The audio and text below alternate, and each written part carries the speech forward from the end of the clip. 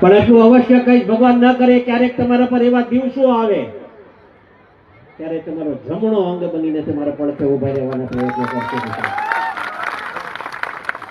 આ ભૂતકાળ હું ભૂલ્યો નથી અને આ મંચ પર ઘણા બધા આગેવાનો એના તાજના સાક્ષી છે મિત્રો.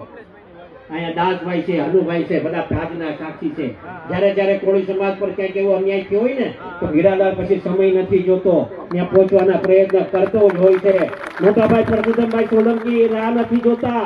ખબર પડી કોળી સમાજ સંકટમાં છે ત્યાં પહોંચી જ જતો હોય મિત્રો, ક્યારેય રાહ નથી જોઈ. કોઈ આપણો છે કોઈ નથી એની ચિંતા નથી કરી, કોઈનો ફોન આવ્યો નથી આવ્યો એની ચિંતા નથી કરી, કોઈ આગેવાનોએ મને બોલાવ્યા છે નથી બોલાવ્યા એની ચિંતા નથી કરી. ડાયરેક્ટ ગાડીનો સેલ્ફ લગાડીને ત્યાં પહોંચવાના પ્રયત્ન કર્યા છે. આ જે કઈ અમે છીએ મિત્રો એ સમાજના થકી જ છીએ અને અમે તેવામાં